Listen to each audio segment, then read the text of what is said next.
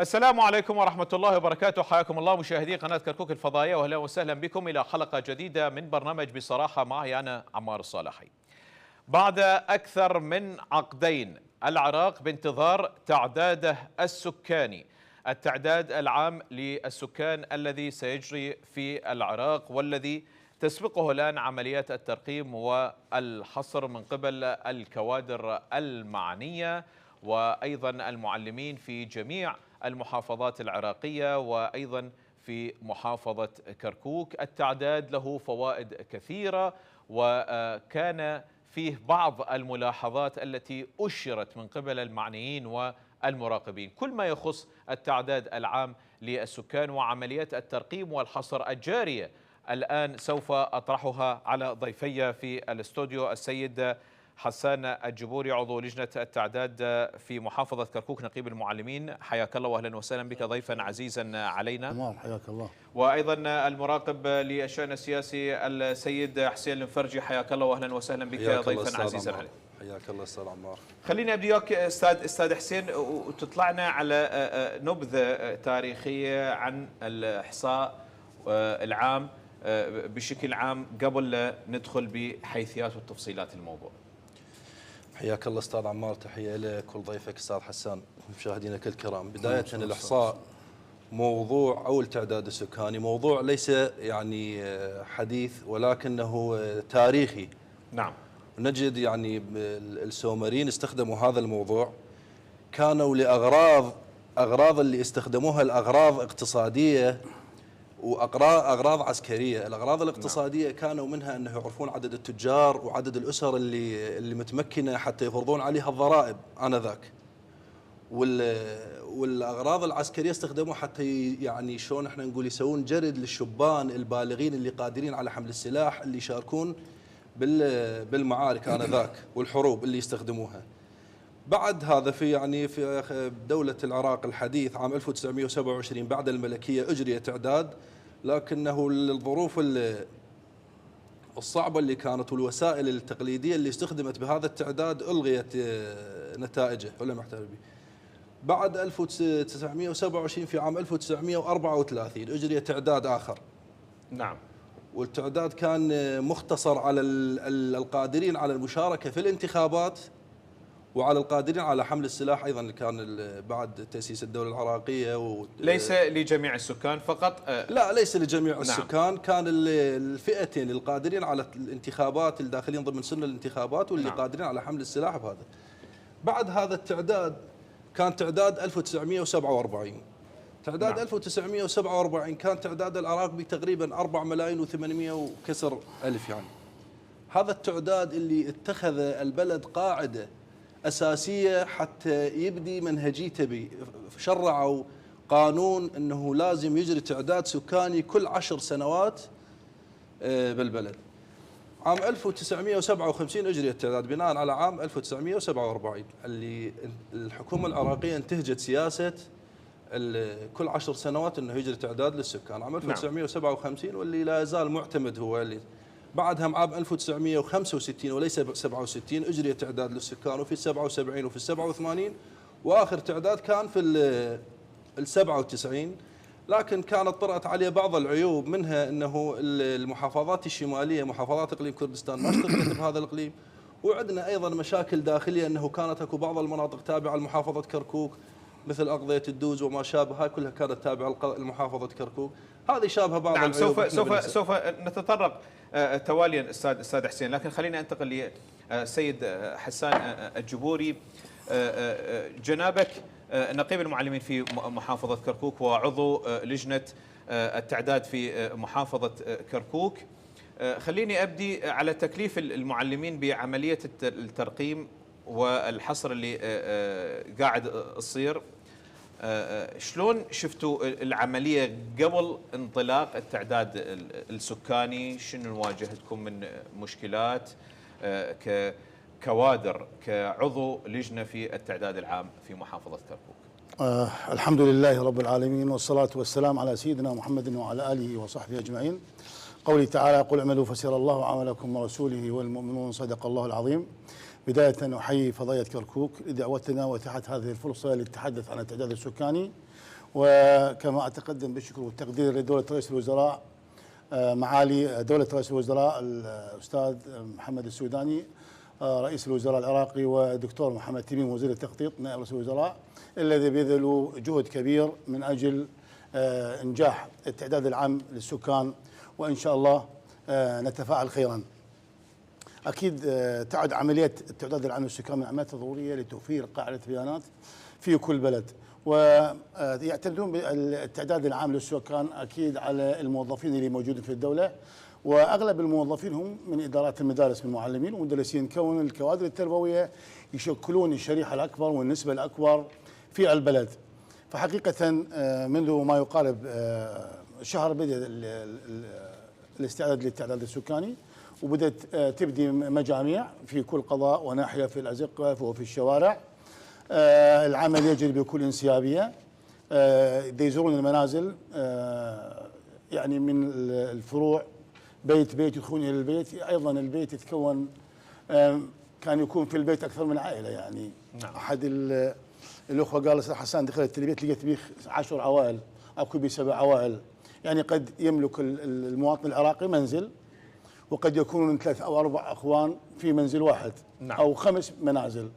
فاعتيادي هم يعني لم تكن هناك حالات سلبية، حالات إيجابية، هناك ترحاب من قبل أبناء كركوك بكل قومياتها وأطيافها. في هذه الحيثية سيد حسان، العالم ما تعرف يمكن شنو عملية الإحصاء والترقيم اللي تسبق عملية التعداد، هاي شنو فائدتها؟ أكيد أنت في حال أي مشروع معين، يعني في حال إنشاء أي مشروع هناك تعرف أنه الخاص للمدينة والقرى أيضا هناك أزقة، هناك فروع يرقمون لكل فرع مثلا ينطون رقم معين، حتى يوم الترقيم عنده بيانات جاهزة، ومثل ما يقول خريطة الطريق ليوم التعداد العام للسكان.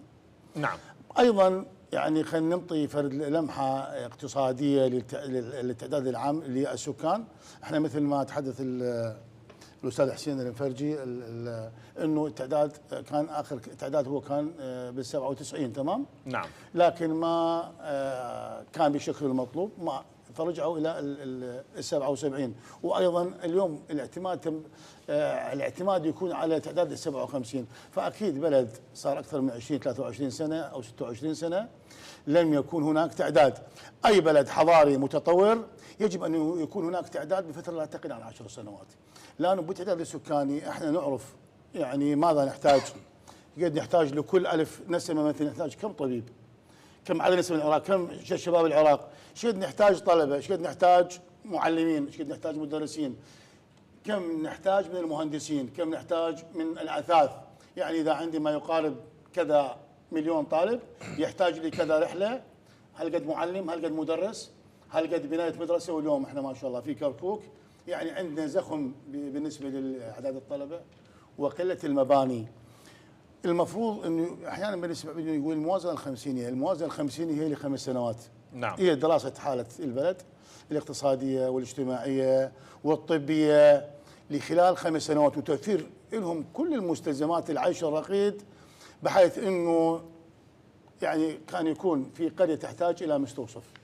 القريه مثلا سكانها 2000 الى 3000 مثلا، كل 2000 فرد يحتاجون الى دكتور او طبيب ومضمد مثلا او معاون طبي. اذا كانت اكثر يحتاج الى 4 اطباء. المدينه تحتاج الى كذا مستشفى. هذه كلها تعتمد على الاعتدال السكاني. وانت تلاحظون انه حتى الاشجار ترقم، الاشجار، الابنيه، الدوائر، المحلات، شكو شيء موجود، الشركات، المعامل، المصانع، حتى أعمدة الكهرباء. نعم. كل ما موجود على ظهر الأرض هو يحسب في التعداد العام للسكان. نعم. هذا سوف ندخل في هذه الحيثية، وأيضا ندخل في حيثيات أخرى سيد حسان، لكن خليني أرجع بالحوار للسيد حسين.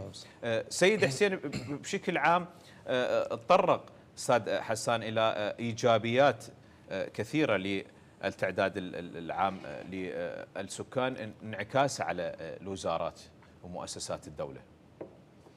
استاذ، احنا من عام 1997 لحد 2000 لحد الان احنا ما اجري تعداد سكاني. نعم. هذا الموضوع بحد ذاته يشكل يعني انعكاسه خطيره. الميزانيات اللي تفرض الخمسيه اللي ذكرها استاذ حسان هي كانت يعني تعتمد على قاعدة بيانات رصينة. أما بخصوص التعداد الموازنة اللي يفرض هسه يفرض لسنة واحدة، وهذا يعتبر بحكم يعني حكومة تصريف أعمال وحكومة وقتية. الأمر اللي دفع أنه الحكومة أنه تصر على إجراء التعداد بهذا كان المعمول به أنه يجري التعداد ب 2007. 2007 صادفت الظروف الأمنية أنه صعبة جدا، ما قدر أنه يجري، تأجل إلى 2009. 2009 ترحل إلى 2020. 2020 صادفت الظروف الصحية جائحة كورونا وتأجل إلى تشرين 2024. أنه اليوم إحنا بصدد وجود قاعدة بيانات قوية معتمدة تعتمد عليها كل الوزارات، كما ذكر يعني زميلي الضيف أستاذ حسان. وزارة التربية تحتاجها، وزارة الصحة، غيرها من الوزارات.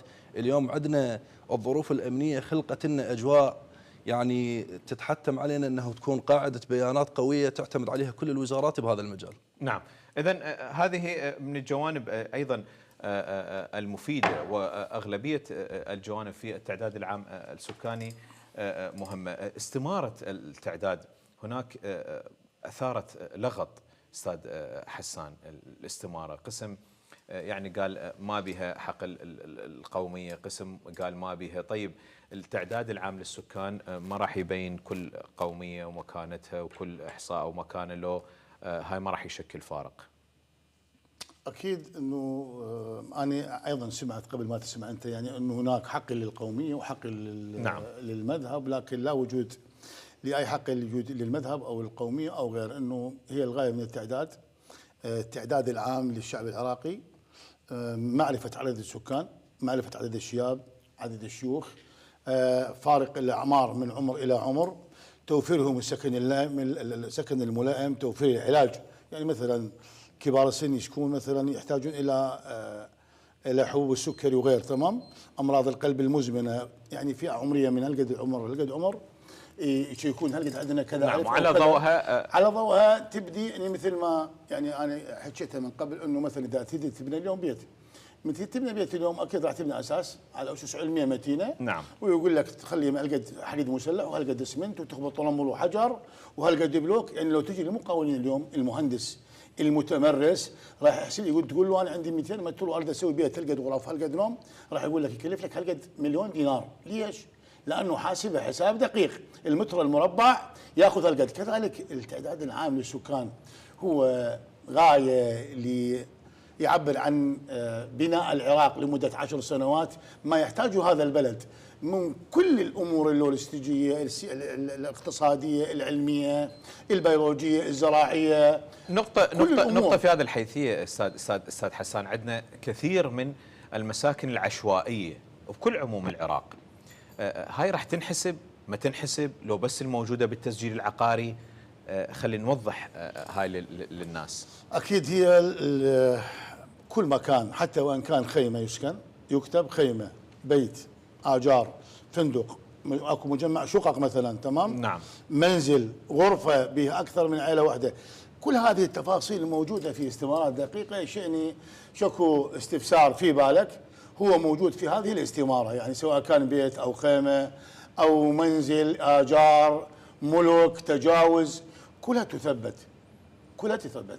في نعم. هذه الاستماره. نعم. سيد حسين، ممكن ان يكون التعداد القادم بديل للتعداد ال 57 ويكون معتمد، يعني نقول تعداد عام 24 وتمشي عليه المعاملات والدوائر، ويكون يلغي التعداد ال 57، ام هناك بعض الخصوصيه في موضوع تعداد 57؟ صراحه استاذ عمار، يعني انا اتوقع انه تعداد 2024 راح يكون تعداد معتمد وتعداد عام. السبب او الدليل نعتمده اليوم استخدمت الاجهزه اللوحيه، مراكز جمع المعلومات، السبل يعني اجراء التعداد متطوره، الاجهزه متطوره قياسا بالاعوام السابقه، التعدادات السابقه. فاليوم احنا نعول على جمع معلومه صحيحه ودقيقه، يعني قياسا بالمعلومات الموجوده بوزاره التجاره وغيرها. فاليوم انا اتصور انه هذا التعداد راح يكون الامثل والانجح، ويكون يعني انه يعتمد عليه بكل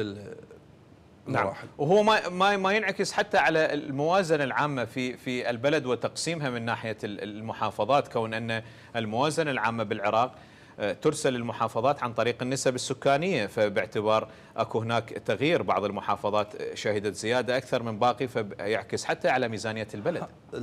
بالنسبة للإعداد الموازنة، نعم، راح يعتمد على هذا التعداد هذا راح يحدد لك نسبة كل محافظة وعدد سكانها. صادفت سابقا يعني على مر التاريخ مشاكل بهذا المجال، ومن ضمنها يعني المشاكل اللي حصت المحافظات الشمالية، محافظات إقليم كردستان. نعم، كانوا ياخذون 17%، فيما بعد قلصوا الحصة مالتهم إلى 12.5% من الموازنة العامة. هذا دليل على أنه ماكو قاعدة بيانات صحيحة معتمدة أنه تقدر الدولة تعتمدها، لأنه ماكو تعداد بأجهزة فنية متطورة حديثة يبين لك قاعدة بيانات رصينة معتمدة. نعم، نعم، هذا ما راح نتطرق له ايضا. سيد احسان، اليوم العوائل بالبيت يجوها جماعه الاحصاء والترقيم وحتى يوم التعداد، شنو المطلوب من عندهم؟ مستمسكات؟ شو يسوون؟ شنو الاجراء المتخذ؟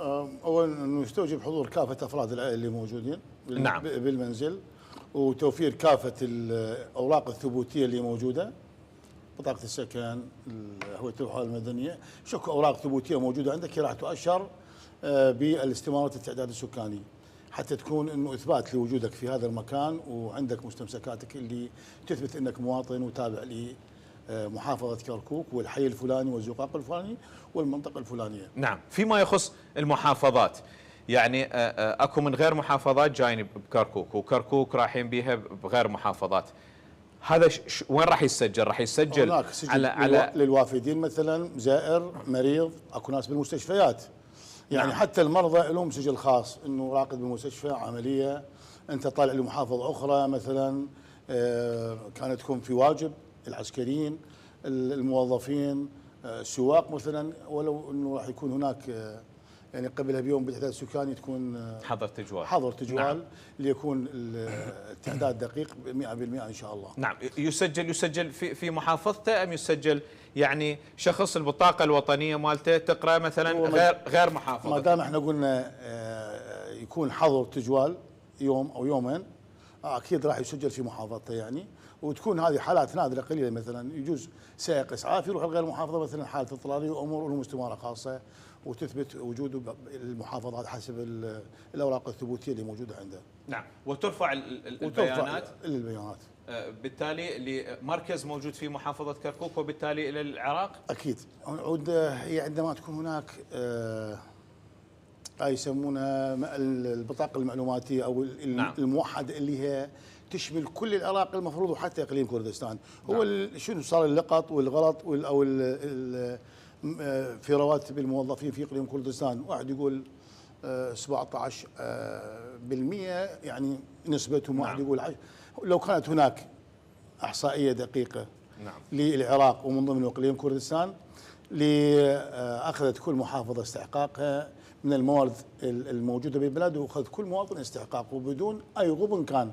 اذا التعداد العام للسكان هو مشروع ان شاء الله ناجح اذا الله شاء، ومشروع خير وبركه للبلد، لانه اكيد راح نعرف كل مستلزمات البلد، كل ما يتطلبه الفرد العراقي من تعليم، من طعام، من شراب، من توفير تامين صحي، تامين تعليمي، اقتصادي، علمي، يوفر لنا كل هذه المعلومات ونصل الى بيانات دقيقه رصينه لكل العراق. يعني مع الاسف انه هسه مثل تصير اي حاله معينه، المفروض من الدك استاذ حسان محمد ادهام تطلع كل المعلومات، تفاصيلك، السكن مالك، حتى اذا عندك جرائم، عندك تفاصيل، عندك امور، يعرفون انك بيانات كامله. حتى اذا عندك مرض مزمن، عندك مثلا عاهه مستديمه، عاهه بسيطه مثلا، حتى بالمناسبه يعني حتى اللي عندهم عاهات لهم سجل موجود، مثلا اكو بشلل،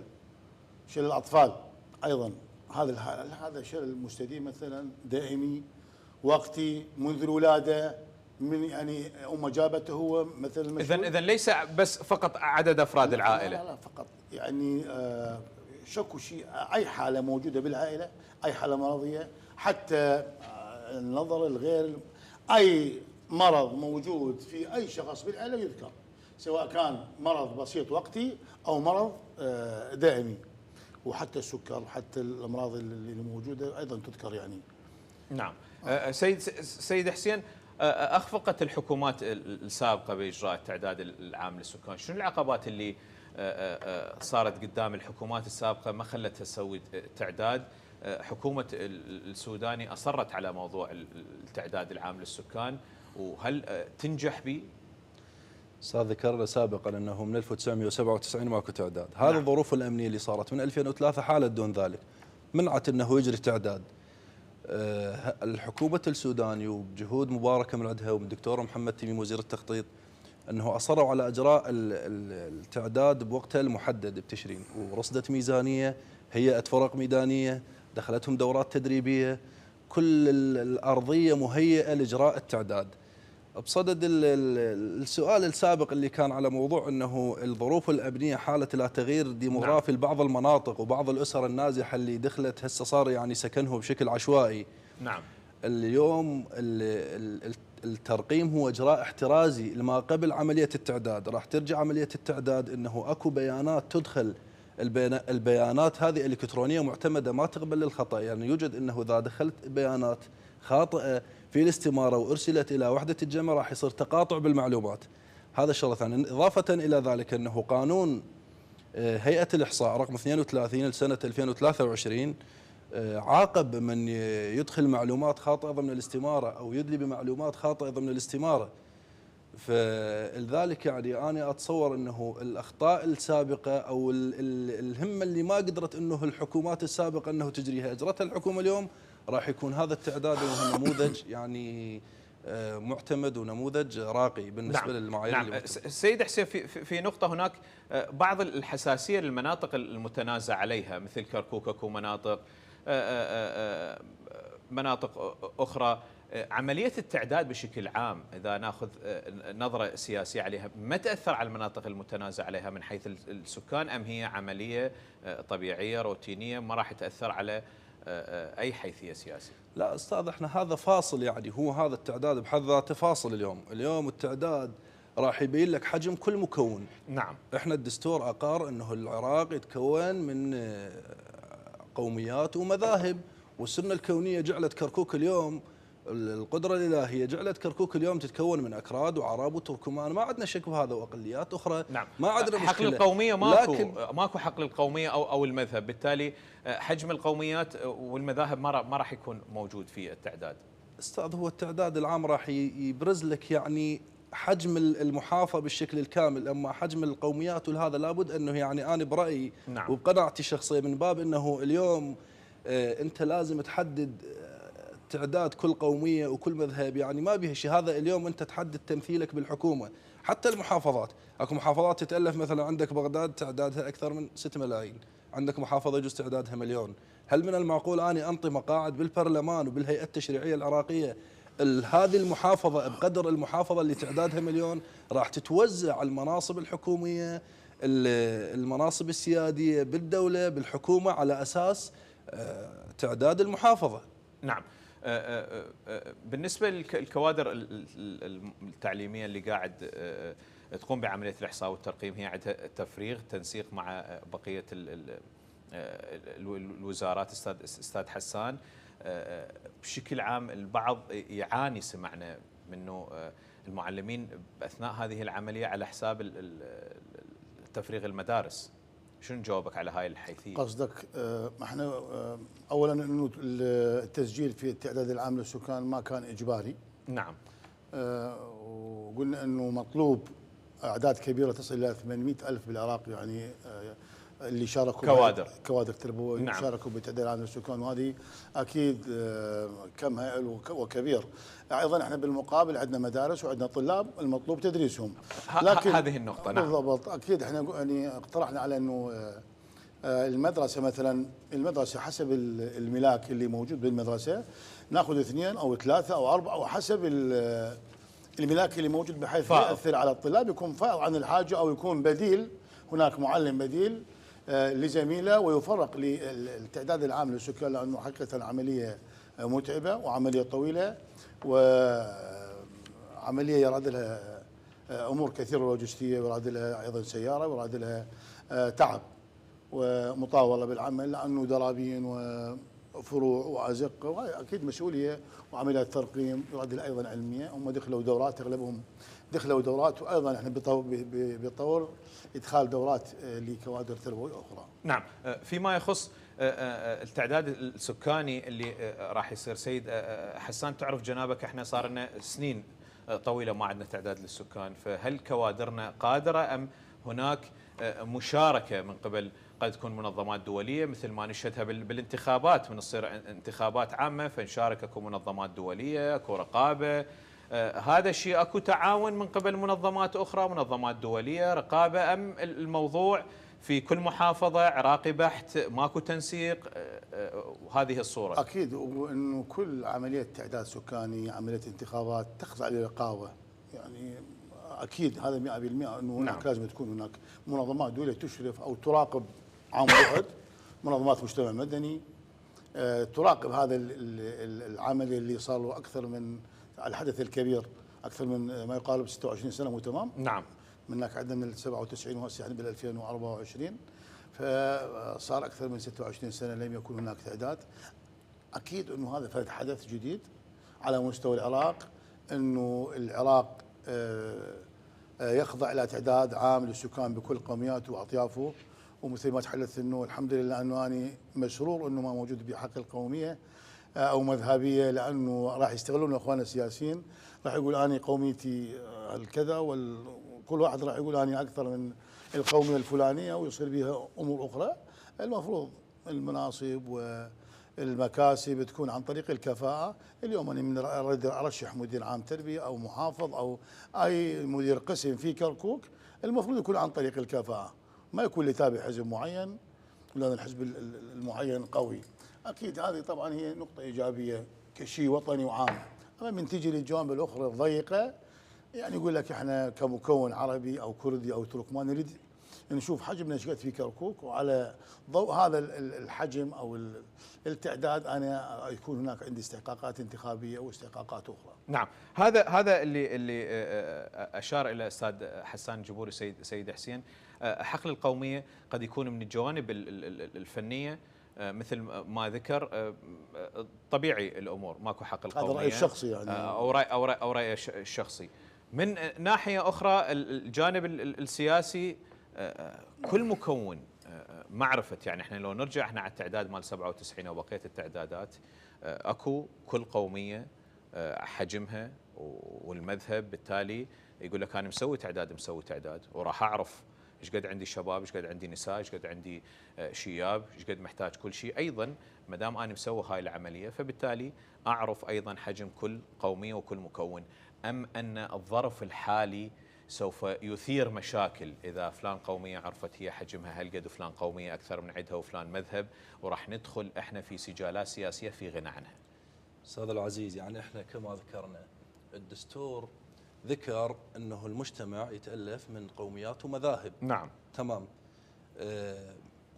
اي يعني من سابقا حتى يعني في المؤسسات العسكريه كان يستخدم نظام يسمونه التوازن الوطني، التوازن الوطني نظام عام كان مستخدم بالمؤسسات العسكريه، دليل على انه هل قد نسبه من المكون الفلاني وهكذا نسبه من المكون الفلاني وهكذا نسبه، حتى يكون توازن بين يعني الاطياف، ما في مشكله.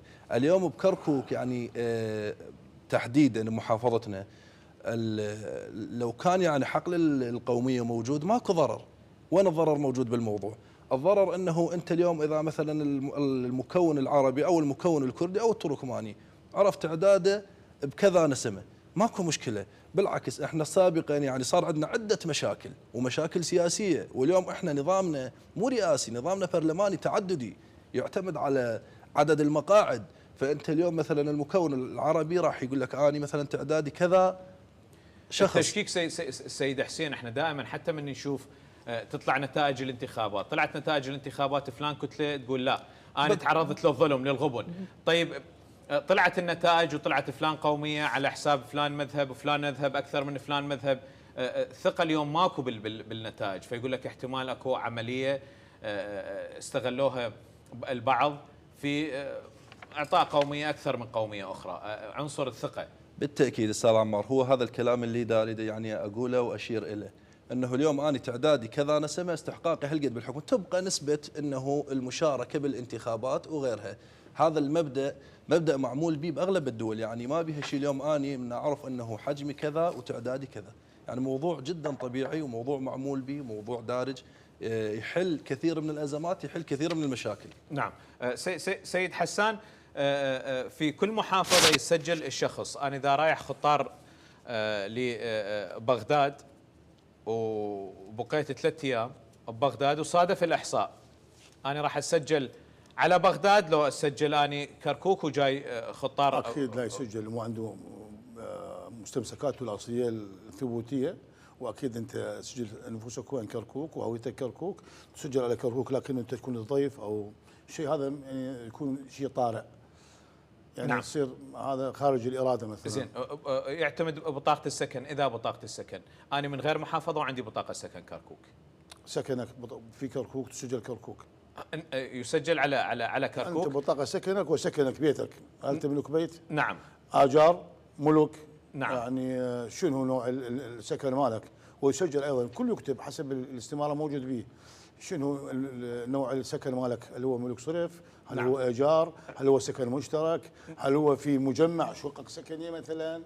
كله يسجل. كله يسجل. خلينا نحكي على كركوك، وباعتبارك نقيب المعلمين، حسب وجهة نظرك كركوك ايش قد تحتاج اليوم مدارس؟ ممكن التعداد ايش قد بنسبة راح يفيد حتى كركوك اليوم اذا نريد نصنفها على بقية المحافظات؟ كركوك افضل من بقية المحافظات فيما يخص الدوام المزدوج؟ كركوك تحتاج كم عدد من المدارس؟ هل كركوك اليوم عندها زخم، عندها مشكلة بالنازحين فيما يخص المدارس؟ وضعها تمام مو تمام؟ صنف لنا الوضع الدراسي من حيث الأبنية وعدد الطلاب.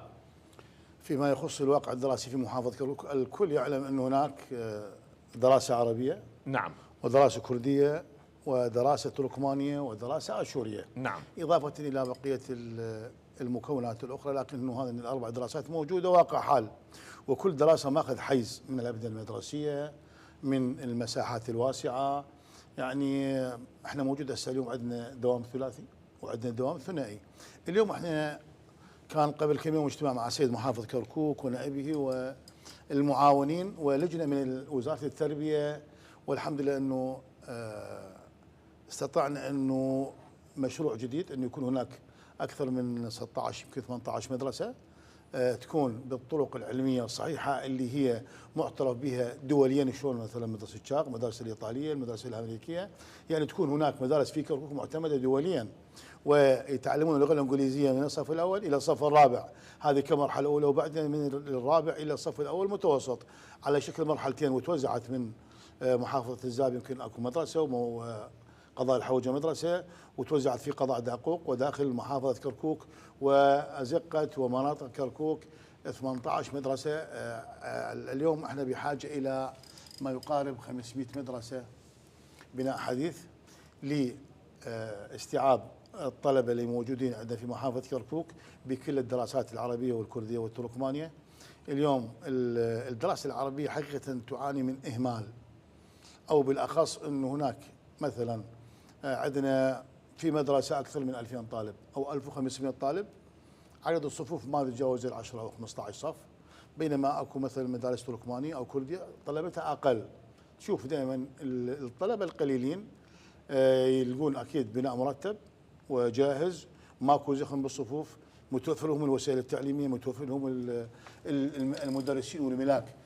لكن احنا نلاقي الصعوبه باغلب المناطق العربيه مثل القادسيه الاولى، الممدوده، العروبه، يعني الصوب الكبير الاول والصوب الكبير نعم. الثاني، هناك بها ازمه بحاجه الى مدارس، ولو انه كل كركوك هو بحاجه الى مدارس، يعني ما يقارب بحاجه الى 500 مدرسه للقضاء على الدوام المزدوج. على الدوام اذا كان من 500 الى 600 في كركوك لن يكون هناك دوام مزدوج، وسيكون هناك تعليم مثالي وعلى مستوى عالمي ان شاء الله. ان شاء الله. هذا ما ايضا فقط نعم. انه يعني اليوم كان ايضا وفد عندنا من وزاره التربيه مدير الاشراف العام، اليوم صدرت التسويه، وايضا اليوم تعرف المواطن العراقي يعني البعض يعني يتعلم على القرب، لازم يعني ما يقبل انه لازم يداوم قريب على بيت اهله او نعم. يعني احنا قبل كنا غير محافظين نداوم، مثل من كركوك يداوم محافظ صلاح الدين اذا استوجب الامر اذا قلت المعلمين، يداوم من القضاء بالقرى والارياف.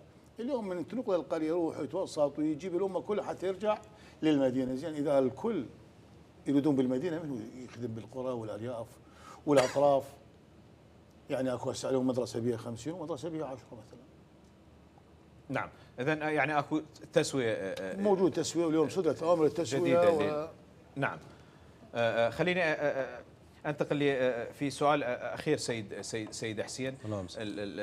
الطفره والزياده بعدد نسمات العراق، تقريبا 20 مليون بالتعداد مال 97، اليوم احنا قريبين من ال 45 مليون. هل العراق نفوسه هو في زياده مستمره بشكل ارتفاع ملحوظ وكبير جدا مقارنه بباقي الدول؟ استاذ العز، هاي النسبه اللي مذكوره هسه اليوم يقول لك 42 او 43 او 45 ونسمع هاي نسبه تخمينيه، نسبه نعم. تقديريه، لانه احنا التعداد لانه ماكو منذ سنوات، منذ 27 عام ما عندنا تعداد، فما نعرف زياده النمو السكاني ويعني وتقديره مثلا لكل سنه ما نعرف ايش قد زياده النمو السكاني. لهذا اليوم بعد 27 عام من التعداد شيء اكيد ومن الطبيعي انه يكون تعداد وزياده بعدد السكان الى نسبه يعني مثل 42 او 43، لكن هذه بعد بيانات اوليه، احنا راح نشوف التعداد ونشوف التصويت ايش قد راح يكون، تروح تشوف البيانات قاعده بيانات رصين راح يطلع لك التعداد السكاني المضبوط يقول لك انت تعدادك اليوم كذا. نعم استاذ حسين، ملاحظاتك شنو الملاحظات اللي ممكن تقولها على موضوع التعداد؟ والله الملاحظات انه اولا اعداد الموازنه بالنسبه لاجراء التعداد 120 مليون دولار، اعتقد هذه يعني موازنه تخمينيه، يعني ما اعرف انه كافيه ولا لا. الكوادر اللي تقوم على التعداد انه يجب ان تدخل دورات يعني بهذا المجال وتكون قادره على خوض التجربه بصوره يعني احترافيه، توعيه وتثقيف للشارع. اليوم الشارع يريد يعني هسه اغلب الناس اغلب العوائل من تروح تطرق الباب علي اني كفرق ترقيم او الفرق التعداد يقول لك منو انت ابو الضريبه او بالكهرباء او غيرها، الناس ما متقبله فكره انه اليوم اكو تعداد نعم. سكاني بهذا المجال.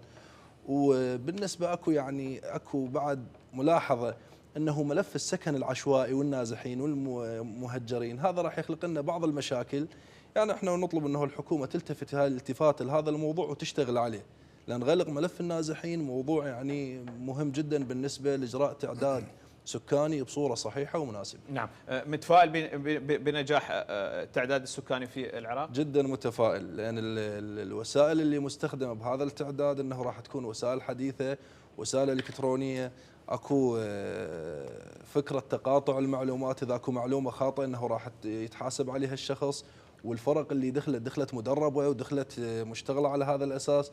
جدا متفائل وان شاء الله هذا التعداد راح يكون هو يعني الأول من نوعه بتاريخ العراق. نعم، سيد حسان، خليني أختم ويا جنابك الملاحظات اللي ذكرها الأستاذ حسين حول موضوع التعداد. من خلال الفضائية العراقية أنا أدعو كل أهل كركوك بكل قومياتهم وأطيافهم، عربهم وأكرادهم وتركمانهم. نعم، قناة كركوك الفضائية. نعم، وقناة كركوك الفضائية أدعو كل أهل كركوك أنه يكون يوم التعداد السكاني هو يوم عرس التعداد السكاني، لانه انت من تكون هناك تعداد سكاني دقيق واحصائيه دقيقه، انت ضمنت حق المواطن في وضمان حقوقه في كل المجالات. ادعو كل اهل كركوك لاستقبال الفرق والعدادين اللي موجودين بكل محبه، وفتح البيوت امامهم وتوفير لهم الطعام والشراب، واكيد هم كل اهل كركوك ناس مضياف وديقولون ناس يهلون ويرحبون ويقدمون كل التسهيلات. ايضا التعاون مع الاجهزه الامنيه ان شاء الله بالمرحله الحاليه او القادمه ان شاء الله. نعم. والعدادين وتوفيرهم كل الوسائل. ايضا اطلب من السيد رئيس الوزراء نعم. انه بمنحهم كتاب شكر وتقدير، وايضا مكافاه ماليه مجزيه لكل من قام بعمليه التعداد. متفائل جنابك بنجاح؟ متفائل جدا، وعملنا كبير بالسيد رئيس الوزراء والسيد نائب رئيس الوزراء وباداره كركوك. نعم. السيد حسان الجبوري عضو لجنة التعداد السكاني في محافظة كركوك نقيب المعلمين، أشكرك جزيل الشكر لتلبية الدعوة وانضمامك في برنامج بصراحة عبر شاشة قناة كركوك الفضائية. جزيل الشكر أستاذ عمار، وأشكركم على هذه الدعوة. الشكر موصول أيضا للسيد حسين المفرجي مراقب للشأن السياسي، أشكرك وشكرا جزيلا لتلبية الدعوة وعلى كل الطروحات اللي أتيت بها. جزيل الشكر أستاذ عمار، أشكرك بارك الله فيك. أيضا مشاهدينا الكرام الشكر موصول إليكم، ونتمنى أن تنجح عملية التعداد السكاني في العراق التي كانت غائبة لأكثر من عقدين من الزمن. تحياتي وتحيات فريق العمل، السلام عليكم ورحمة الله وبركاته، إلى اللقاء.